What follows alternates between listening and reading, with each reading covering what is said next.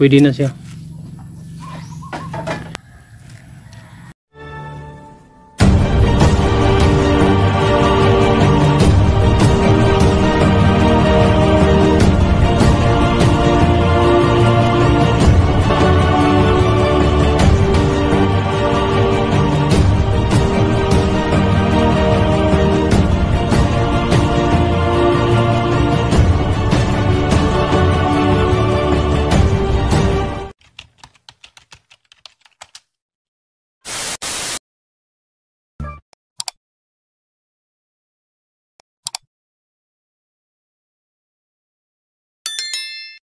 Yan mga ka-agri, monitor natin to.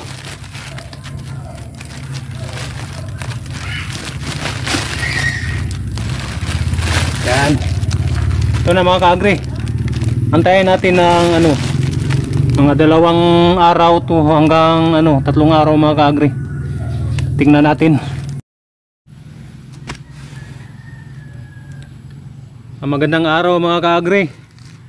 Bali, nandito tayo ngayon mga ka-agri. Titingnan na natin yung yung pinahinog natin na saging. Bali, pangalawang araw niya ngayon mga ka-agri. Titingnan na natin. Tamang-tama lang to siya mga ka-agri sa pangalawang araw. Kasi kapag paabutin mo ng 3 araw, grabe, sobrang nakahinog mga ka-agri. Hinog na. Tingnan natin yung pinapahinog natin. Yan o. Ayaw ko ng sobrang hinog kasi sobrang tamis. Pangalawang araw niya ngayon mga ka-agri.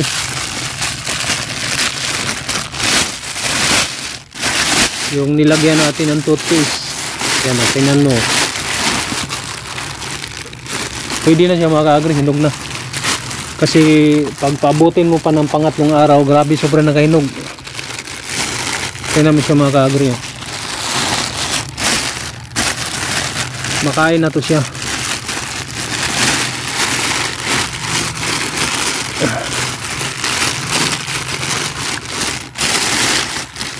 Yan o, hinog na yan. Yan, hinog na. Yan mga ka-agri. Tingnan mo yung niya. Yan o. Pangalawang araw lang. Huwag mo lang paabuti ng pangatlong araw.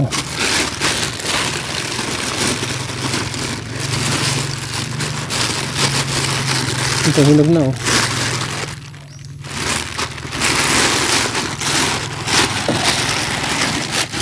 Pwede na yan siya.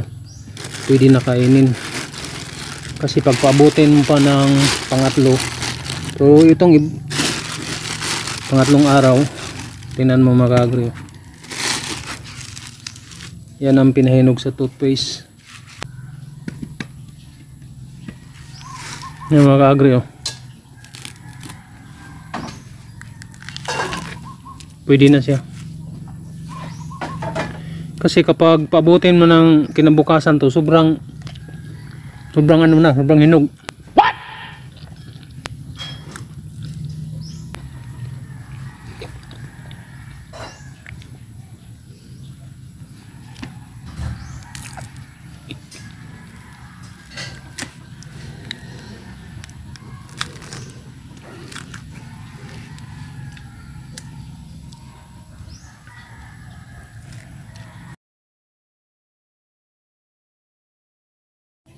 Yan mga ka-agri, kapag paabutin mo ng pangatlong araw, masubrahan na siya mga ka-agri. Sobrang natin.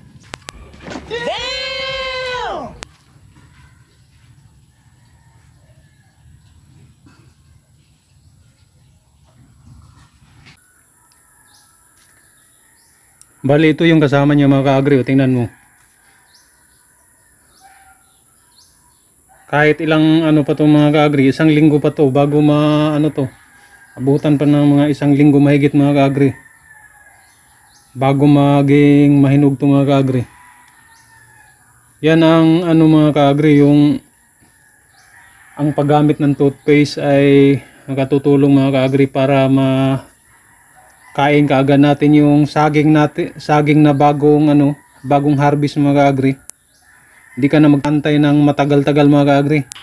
Nice. Sa pamagitan lang ng toothpaste, pwede mo na makain yung ano mo, yung saging na hinarbis mo mga ka-agri. Yan.